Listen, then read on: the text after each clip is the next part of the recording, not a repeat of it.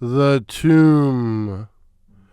The Tomb was written by H.P. Lovecraft in June 1917, a period when he was becoming involved in amateur journalism. It was his first piece of fiction since he wrote The Alchemist in 1908. It first appeared in the March 1922 issue of The Vagrant and in Weird Tales in January 1926. Gervais Dudley, a patient in a mental hospital, tells how he became obsessed with a crumbling mausoleum he discovers while on a solitary ramble through the woods. The neglected tomb is the final resting place of an extinct family called the Hydes. Only 10 years old, Dudley is unable to enter the padlocked tomb, but keeps vigil outside. And one night, after hearing voices from within, he returns home and in a trunk in his attic finds the padlock key. Entering the tomb, Dudley finds an empty coffin, quote, adorned by a single name, which brought to me both a smile and a shudder, end of quote. Turning out his light, Dudley lies down in the empty coffin. Dudley leaves the tomb a changed man. He displays an intimate knowledge of past events and speaks like an 18th century gentleman. He haunts the ruins of the Hyde Mansion, which had been destroyed by a fire that killed but a single man, and he also develops an intense fear of thunderstorms. Thunderstorms? Reminds me of The Lurking Fear. One dark and stormy night, Dudley has a vision of the Hyde Mansion during a night of revelry, in which he is an active participant. A massive thunderbolt sets the mansion aflame, paralyzing him with terror. Quote, and then a second horror took possession of my soul. Burnt alive to ashes, my body dispersed by the four winds, I might never lie in the tomb of the Hydes. Was not my coffin prepared for me? I would claim my heritage of death, even though my soul goes seeking through the ages for another corporeal tenement to represent it on that vacant slab in the alcove of the vault. End of quote. As the vision fades, Dudley finds himself restrained by two men employed by his father to keep watch on him. A lightning strike has unearthed an antique box. Among its contents, Dudley sees the porcelain miniature of a young man with the initials J.H., and as he looks at it, he says, quote, the face was such that as I gazed, I might well have been studying my mirror. End of quote. Dudley is told that he has never entered the tomb, but after his confinement, an aged servant breaks into the vault and finds an empty coffin bearing the name Gervais. Dudley's final words, quote, in that coffin and in that vault, they have promised me I shall be buried. End of quote. Some thoughts. I was surprised to find how early this story was written. Lovecraft returning to fiction after a decade-long hiatus. I detect the influence of Poe, as Dudley seems a typical Poe hero.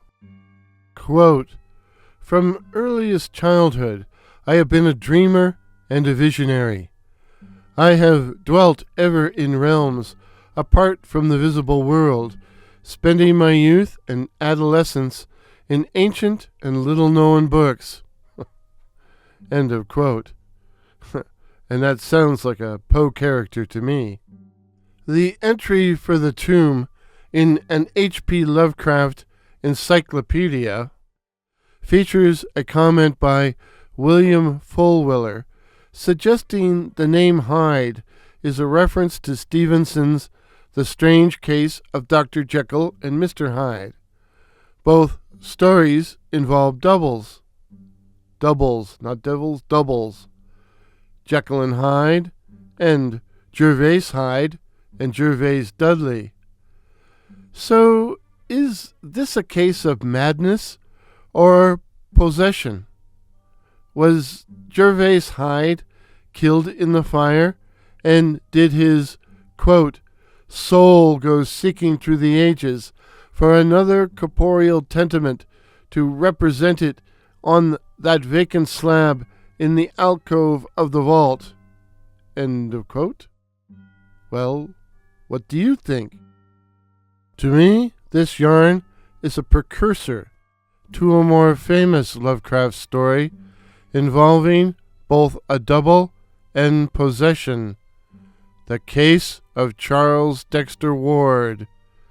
If you are familiar with both stories, would you agree? And it occurs to me that the thing on the doorstep is also a tale of possession and doubles. Doubles, not devils, doubles. So, dear listeners, please share your thoughts on the tomb in the comments. If you haven't read the story, I put links to it in the description. Let's celebrate Cthulhu Christmas early by reading H.P. Lovecraft stories in chronological order.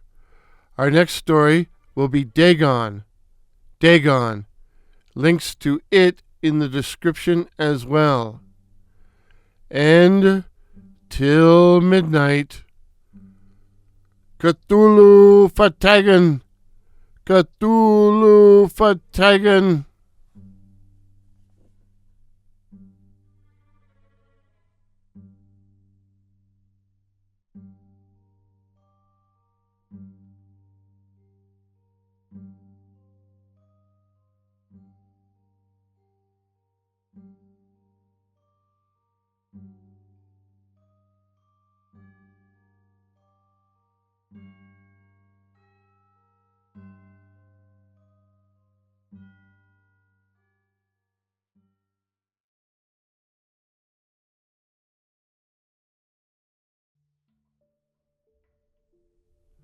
Dear listeners, it may be hard to believe that a lifelong temperance man like H.P. Lovecraft, author of that anti-liquor masterpiece, Old Bugs, wrote a drinking song, but he did, and it appears in his 1917 story, The Tomb. The song reflects the author's love of the 1700s. According to an H.P. Lovecraft encyclopedia, the song is called Gaudeamus and was written years before The Tomb as a response to another poem of the same name by a fellow amateur journalist. The title may also reference the European collegiate, hence beer drinking, collegiate song Gaudeamus Igitur, which is Latin for So Let Us Rejoice, and which was first sung in 1287. But enough of all this badinage. Here's the song. And don't worry, I'm not going to sing it, really. Come hither, my lads, with your tankards of ale, and drink to the present before it shall fail. Pile each on your platter a mountain of beef, for 'tis eating and drinking that bring us relief. So fill up your glass, for life soon will pass. When you're dead, you'll ne'er drink to your king or your lass. Anacreon had a red nose, so they say. But what's a red nose, if you're happy and gay? Gad split me, I'd rather be red whilst I'm here, than white as a lily, and dead half a year. So Betty, my miss, come give me a kiss. In hell, there's no innkeeper's daughter like this. Young Harry, propped up just as straight as he's able, will soon lose his wig and slip under the table. But fill up your goblets and pass 'em around. Better under the table than under the ground. So revel and chaff as ye thirstily quaff under 6 feet of dirt. 'Tis less easy to laugh. The fiend strike me blue! I'm scarce able to walk, and damn me if I can stand upright or talk. Here, landlord, bid Betty to summon a chair. I'll try home for a while, for my wife is not there. So lend me a hand. I'm not able to stand, but I'm gay whilst I linger on top of the land. I will return next week with a complete review of The Tomb. But till midnight, happy Halloween!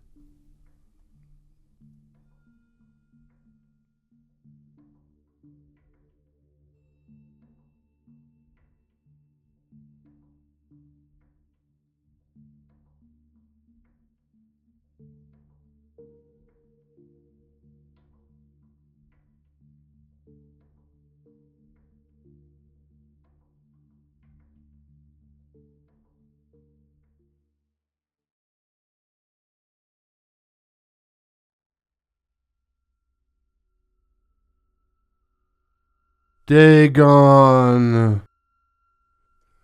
Dagon is one of the more important of Lovecraft's early stories.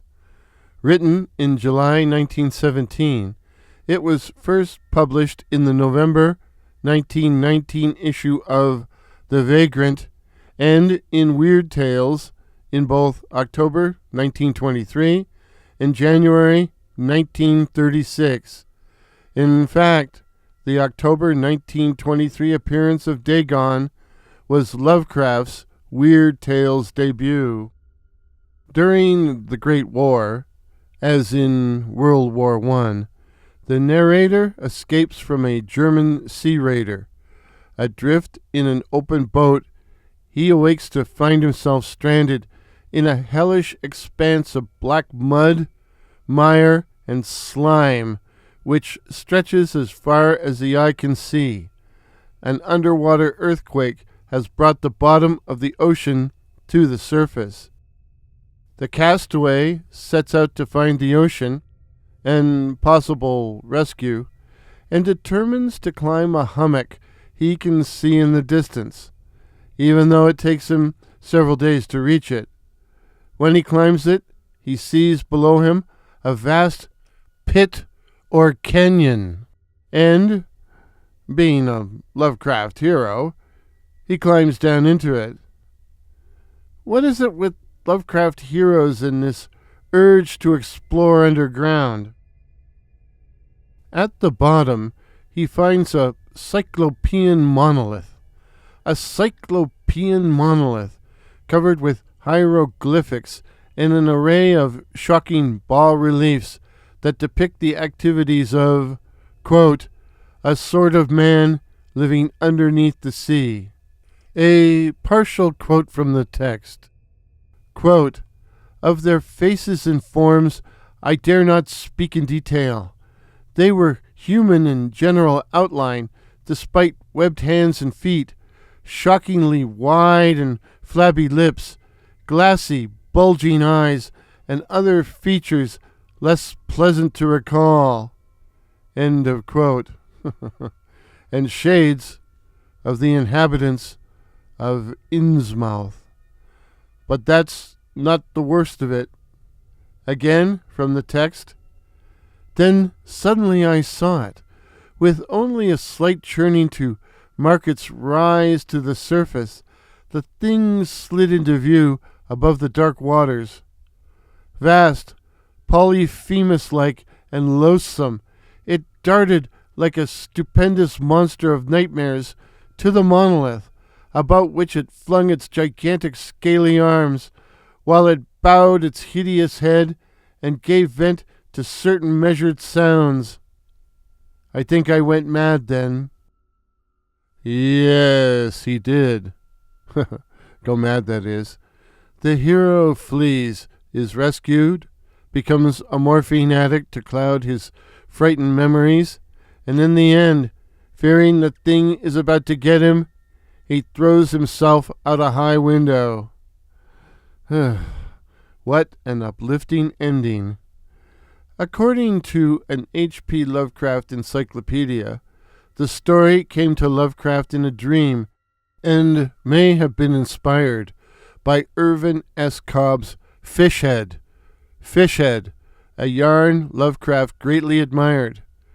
According to the encyclopedia, Lovecraft wrote a friend that both the tomb and Dagon feature heroes who suffer hallucinations as a result of monomania. So, no, the thing doesn't come to the paranoid hero's room, forcing him to jump to his death. He just thinks it does. Now, this story isn't my favorite. It's too slow-moving, and I don't find the hero's behavior convincing. And the ending? When the hero throws himself out the window? Well, I find that kind of clumsy.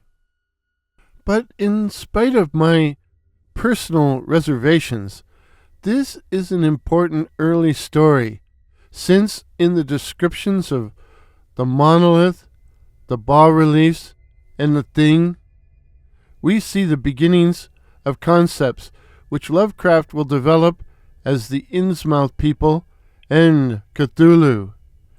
Is Dagon a Cthulhu Mythos story? What do you think? The folks over at Horror Babble think so. They open their new recording of Lovecraft's complete Cthulhu Mythos with Dagon as the first mythos story, and I agree with them. Dagon is the first appearance of what became key elements of the Cthulhu Mythos.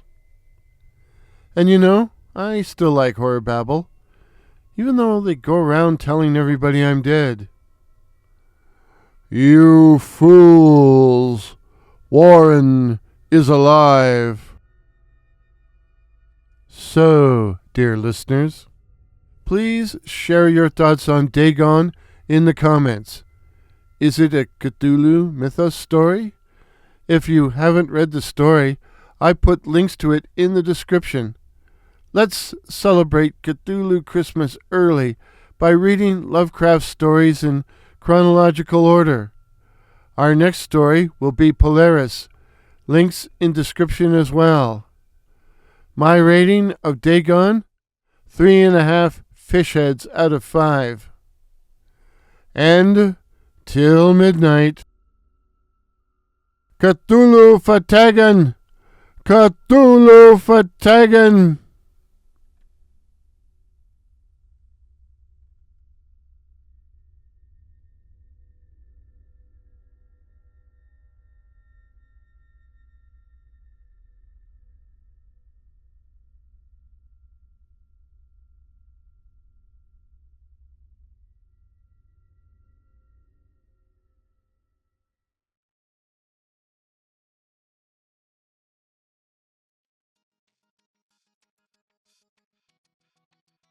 Cthulhu Christmas presents H.P. Lovecraft's Polaris, a quick review.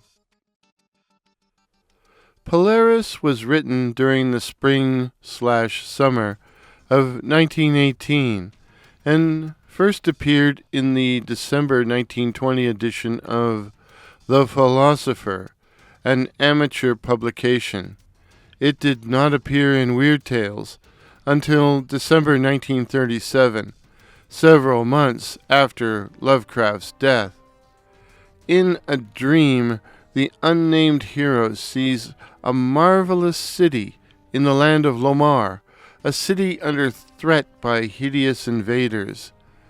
In a further dream, the hero finds himself to be a citizen of the dream city, too feeble for military service. Kind of like Lovecraft himself, the hero, who has keen eyesight, is given the critical task of manning the watchtower in order to sound the alarm when the enemy appears. And of course, he falls asleep.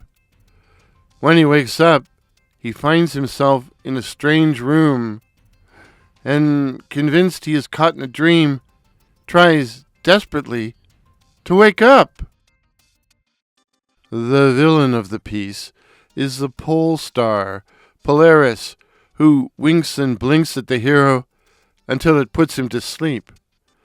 While the story is generally regarded as part of Lovecraft's famous dream cycle, an H.P. Lovecraft encyclopedia says this yarn is, quote, like the tomb, a case of psychic possession by a distant ancestor, end of quote.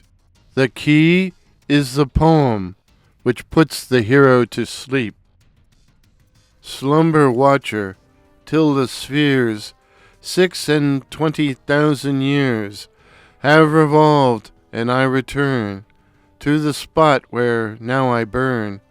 Other stars anon shall rise to the axis of the skies, stars that comfort, stars that bless, with a sweet forgetfulness. Only when my round is o'er shall the past disturb thy door. The poem suggests the dreamer has gone back 26,000 years to the life of a previous ancestor who fell asleep on watch. Indeed, the story opens with the hero calling Polaris, quote, an insane watching eye, which strives to convey some strange message, yet recalls nothing, save that it once had a message to convey. End of quote. The poem also alludes to the position of Polaris in the night sky, but an explanation of that is above my pay grade. Lovecraft himself was a learned amateur astronomer who once wrote, quote, astronomy has always been my favorite science, followed assiduously since I was 12 years old. End of quote. As for my earlier crack about Lovecraft being too feeble for military service, the Wikipedia article on Polaris says, quote, critic William Fulwiller writes that Polaris is one of Lovecraft's most autobiographical stories, reflecting his feelings of guilt, frustration, and uselessness during World War I. Like the narrator, Lovecraft was denied a warrior's part, for he was feeble and given to strange faintings when subjected to stress and hardships. End of quote. I initially suspected this dreamy tale reflected Lovecraft's admiration of the fantasy writer Lord Dunsany, a writer I'm not very familiar with. Not so, according to the Lovecraft Encyclopedia. Quote, HPL himself frequently remarked on the story's apparent stylistic similarity to the work of Lord Dunsany, which HPL would read only a year or so later. But probably the style of the tale was derived from Poe's prose poems, which themselves partially influenced Dunsany's style. In researching this video, I discovered I enjoyed listening to the story more than reading it, so perhaps it is a prose poem. I put links to both the text and to audio recordings of the story in the description, so check them out and let me know what you think. My rating? 3.5 pole stars out of 5. So, dear listeners, Please share your thoughts on Polaris in the comments. If you haven't read the story, I put links to it in the description. Let's celebrate Cthulhu Christmas early by reading Lovecraft's stories in chronological order. Our next story will be The Green Meadow, which HPL wrote in collaboration with Winifred V. Jackson in either 1918 or 1919. As always, I put links to both the text of the story and to audio recordings of it in the description. And till midnight, Cthulhu for Dagon! Cthulhu for Dagon!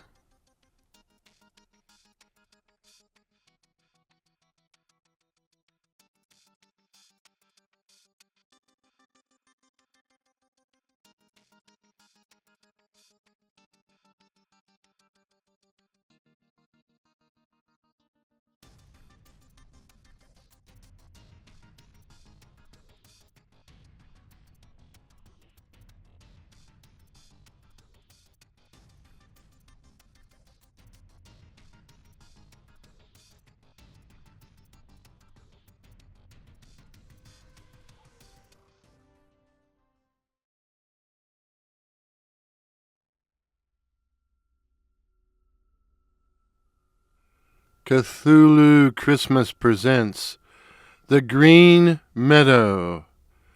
The Green Meadow, the Green Meadow, the Green... Sorry, I was channeling my inner Green Hornet there. The Green Meadow was a collaboration between HPL and the poet Winifred Virginia Jackson, and was written in either 1918 or 19. It was first published in the spring 1927 edition of the amateur publication The Vagrant, under the byline, translated by Elizabeth Neville Berkeley, which was Jackson's pen name, and Louis Theobald Jr., which was Lovecraft's. The Green Meadow tells of a mysterious notebook, its contents written in Greek of the purest classical quality, found inside a meteorite which lands in the ocean off the coast of Maine. The author of the notebook has found themselves on a peninsula by the sea, with no idea how they got there. The peninsula breaks away and becomes a floating island, its soil crumbling. The hero sees a green meadow, and as his island floats towards it, hears weird chanting and the sounds of a stupendous waterfall. The unknown author hopes to learn the source of the singing, and does, closing his strange account with, "I saw clearly the source of the chanting, and in one horrible instant remembered everything. Of such things I dare not tell, for therein was revealed the hideous solution of all which had puzzled me, and that solution would drive you mad, even as it almost drove me. The Green Meadow, I will send a message across the horrible, immeasurable abyss." End of partial quote. Alas, the remaining words in the notebook are apparently illegible. Now, if that sounds confusing, believe me, I'm confused too. The entry for the Green Meadow in an H.P. Lovecraft encyclopedia states, quote, "The fact of the document being in Greek is intended to suggest that it is the narrative of an ancient Greek philosopher who has escaped from the earth and landed on some other planet, although it is difficult to arrive at this conclusion from the text alone." End of quote. Still, the unknown author had written, quote, "I thought of long nights when I had gazed up at the stars of heaven, and cursed the gods that my free soul could not traverse the vast abysses which were inaccessible to my body." End of quote. The author appears to have achieved his goal, only to find himself, in the words of Wikipedia, threatened by shadowy forces. When the author first learns of the weird singing, he writes, quote, "The chant awakened in me a peculiar train of associations, and I was reminded of some vaguely disquieting lines I had once translated out of an Egyptian book, lines telling of very antique things and forms of life in the days when our earth was exceedingly young, of things which thought and moved and were alive, yet which gods and men would not consider alive. It was a strange book." End of partial quote. Now, is this passage, the passage you just heard, a foreshadowing of what became the Necronomicon and the gods and monsters of the Cthulhu Mythos? Been having trouble saying that. Cthulhu Mythos. For me, the Green Meadow isn't a story but a poetic mood piece. It is based on dreams that had occurred to both HPL and his collaborator, Winifred Virginia Jackson, an American poet who lived from 1876 to 1959, and who, according to the encyclopedia, was engaged with Lovecraft in amateur journalism from 1918 to 1921. There is some suggestion that they were romantically involved. Yeah, really, seriously. Rumor has it. In December 1920, they would collaborate, although it appears HPL did most of the writing, on The Crawling Chaos, a yarn with many similarities to the Green Meadow.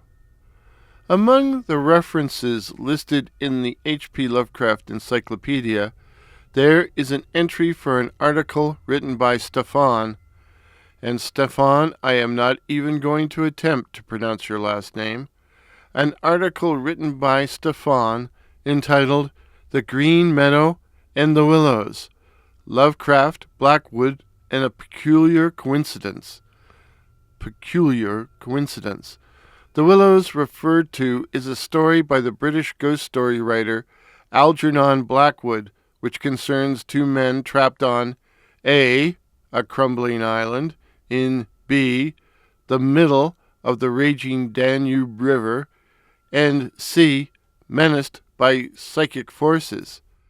HPL considered it the greatest weird tale ever written, but he didn't read it until 1924, so there's no way it could have influenced his writing of The Green Meadow. It's just a coincidence. But what a coincidence! If you're unfamiliar with The Willows by Algernon Blackwood, I put links to audio recordings of the yarn in the description. It's an awesome weird tale, on par with that author's other classic, The Wendigo. So, be sure to check it out. My rating? Only 3 meteorites out of 5. As I said earlier, this is a mood piece, not a story, but it does achieve a certain degree of creepiness. Still, the opening introduction is too long. Too darn long. But good news, our next Lovecraft story is a good 'un. A good 'un. Beyond the Wall of Sleep. I will put links to the text as well as audio recordings of the story in the description. So, dear listeners, please share your thoughts on The Green Meadow in the comments. If you haven't read the story, I put links to it in the description. Let's celebrate Cthulhu Christmas early by reading Lovecraft stories in chronological order. And till midnight, Cthulhu Fatagan! Cthulhu Fatagan!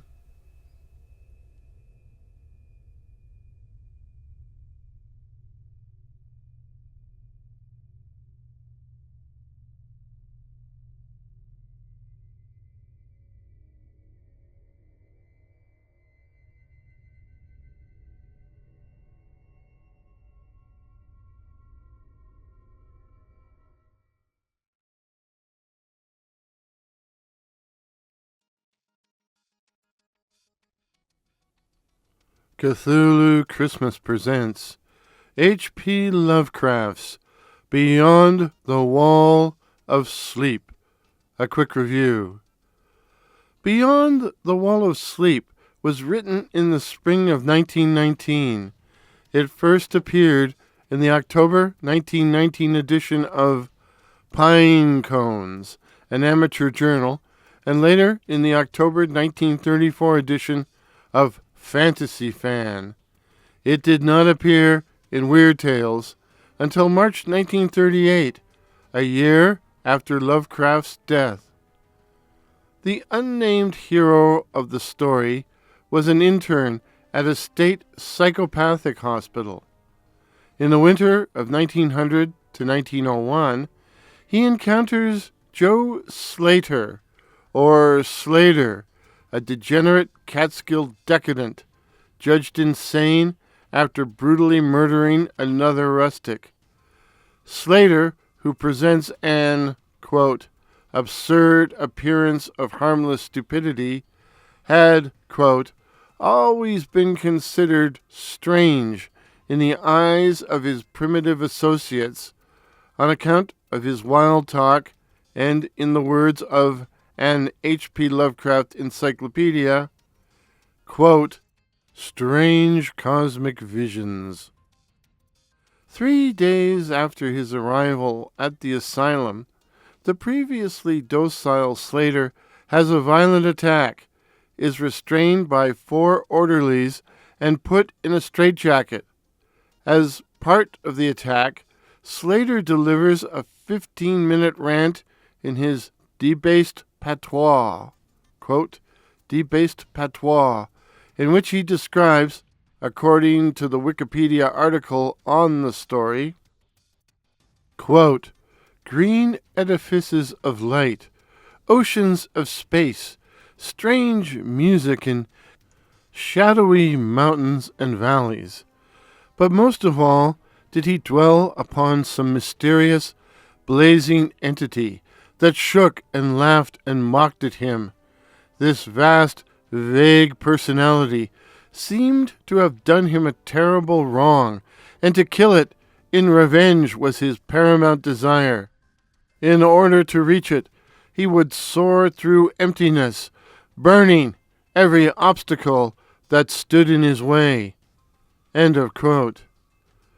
The older members of the asylum staff are perplexed at how a degenerate illiterate who had never been exposed to fairy tales could come by such otherworldly visions. In college, the hero had developed a two-way device to transmit telepathic communications, as he believed thought a form of radiant energy. Wishing to learn the source of Slater's visions, he decides to experiment on the patient, his efforts spurred on by the realization that his subject is dying. Then, as Slater is about to expire, he succeeds. From Wikipedia, quote, with the device switched on, he received a message from a light being whose experiences had been what were transmitted through Slater's medium. This being explained that, when not shackled to their physical bodies, all humans are light beings. The thought message went on to explain that, as light beings within the realm of sleep, humans can experience the vistas of many planes and universes which remain unknown to waking awareness. End of quote. The light being had been trapped in Slater's body and was freed by his death, and was now able to pursue its final battle with its enemy. It tells the hero to watch the skies near Algol, the demon star, and on the night after Slater's death, February 22nd, 1901, astronomers observe a bright new star near Algol, a star that fades out over the coming months. The inspiration for the story seems to have been an April 27th, 1919 article in the New York Tribune about the decadent denizens of the Catskills, a story that even mentions a family called the Slaters. The story actually ends with a direct quotation from Garrett P. Service's 1908 book, Astronomy with the Naked Eye. Apparently, on February 22nd, 1901, the star G.K. Percy appeared, only to fade in the coming months. Did the light being get his revenge on his hated enemy after all? Lovecraft loved astronomy, his favorite science. Other potential inspirations were the Ambrose Bierce ghost story, Beyond the Wall, a yarn I'm not familiar with. Another is the Jack London novel, Before Adam, which contains the line, quote, "Nor did any of my humankind break through the wall of my sleep," end of quote. But there's no evidence that Lovecraft ever read it. I like this story for its connection to the Catskills, scene of The Lurking Fear, one of my favorite early Lovecraft yarns. In addition, the interns' cosmic radio reminds me of Crawford Tillingast's Strange Machine in From Beyond, another of my favorites. The primary source for today's video was the Wikipedia article on Beyond the Wall of Sleep. I liked the way it summarized the story. My other main source was the entry on the yarn in an H.P. Lovecraft encyclopedia. My rating? 4 Joe Slaters out of 5. But what do you think, dear listeners? If you've read the story, what's your rating? Another question. Is this story horror or science fiction? If you haven't read today's story, I put links to it in the description.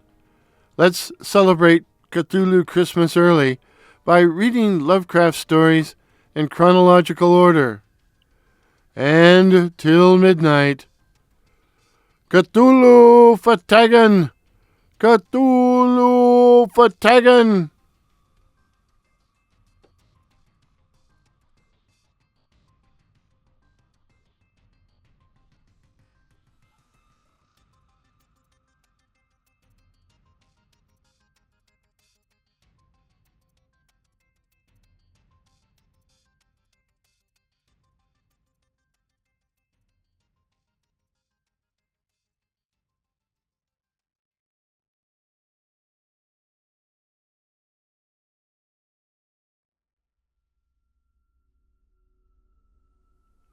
Cthulhu Christmas presents H.P. Lovecraft's The Transition of Juan Romero. A quick review. The Transition of Juan Romero was written by H.P. Lovecraft on September 16, 1919. But Lovecraft wouldn't allow the story to be published, even in amateur publications. It was eventually published in the Arkham House book, Marginalia, in 1944. The story involves two unusual men working at a mine in the Cactus Mountains of the American Southwest. The protagonist is an unnamed Englishman, forced to leave India due to unexpected calamities, and now living under an assumed name. While in India, he had been more comfortable amongst the, quote, white-bearded native teachers than amongst my fellow officers, end of quote. His sole connection to his former life is a, quote, quaint and ancient Hindu ring, of whose nature and manner of coming into my possession I cannot speak. The second man is Juan Romero, a Mexican laborer, whose features remind the hero of, quote, an ancient and noble Aztec, end of quote, especially when he would, quote, rise in the early morning and gaze in fascination at the sun as it crept above the eastern hills, meanwhile stretching out his arms to the orb as if in the performance of some rite whose nature he did not himself comprehend. End of quote. Mystery surrounds Romero. He was raised and named by a Mexican cattle thief who found him when a child alone in a mountain hovel. The skeletons of two people believed to be his parents in an unusual rock fissure nearby.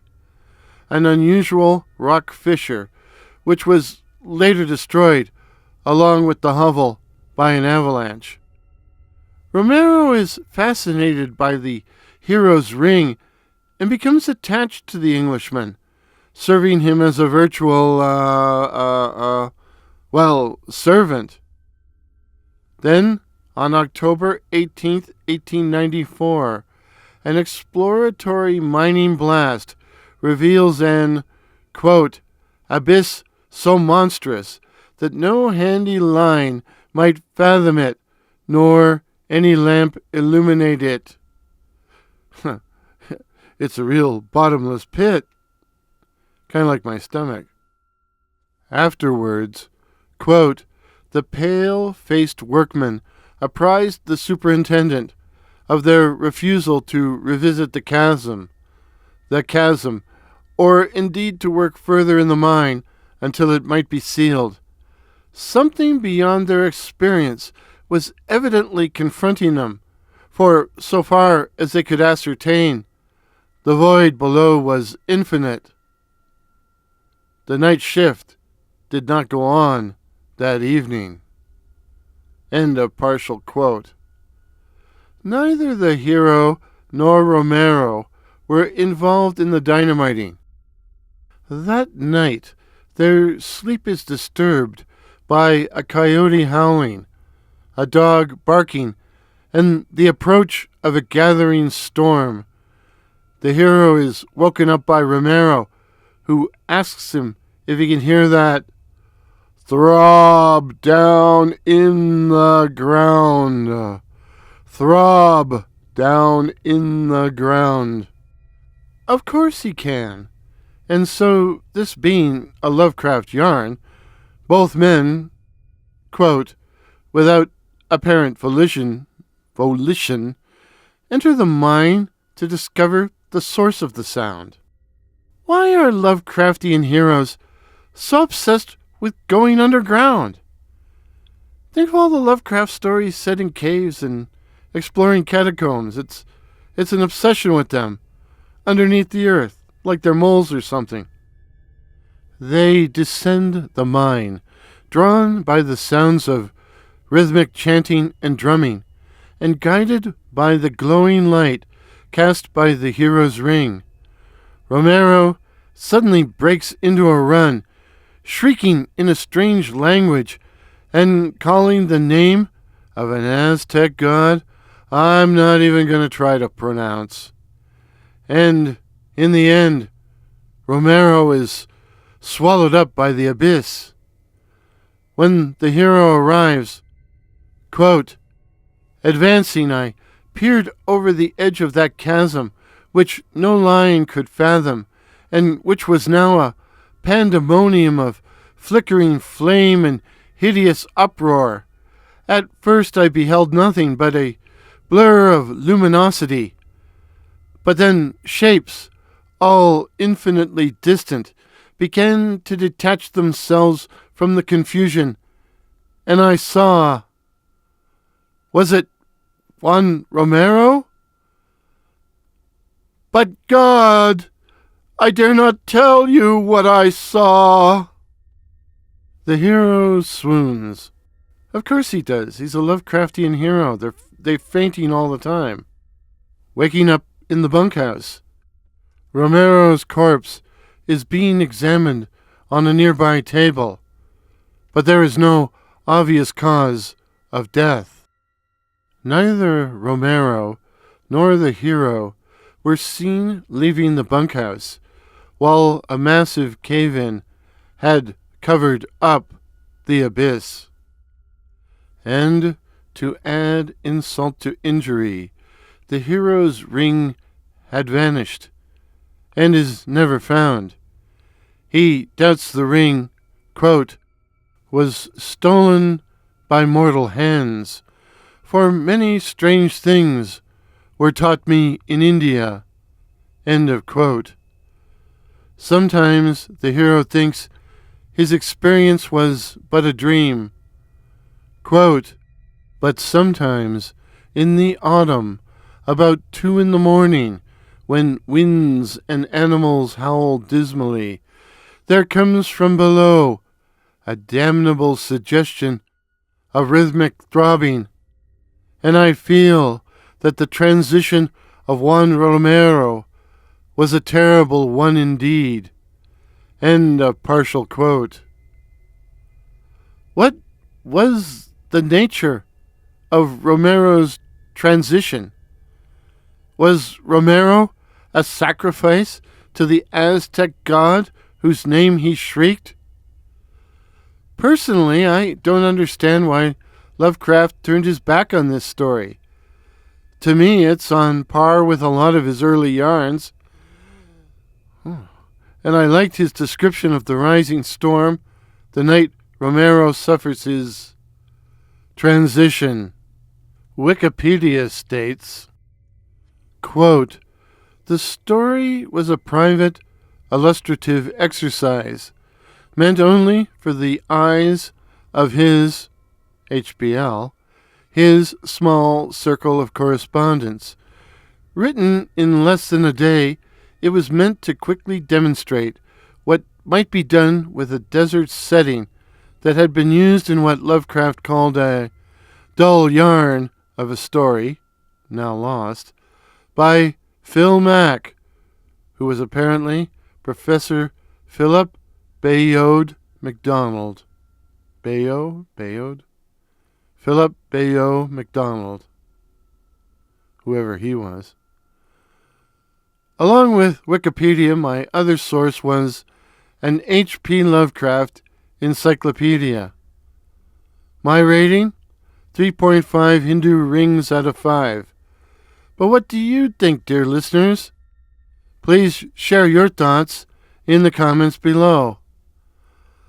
Alas, alas, alas, this will be our last Cthulhu Christmas review for now, unless you wish me to continue this series in 2026. But allow me to wish you all, on behalf of Dr. Curious and myself, a Merry Cthulhu Christmas and a happy and prosperous New Year. And of course, Cthulhu Fatagan! Cthulhu Fatagan!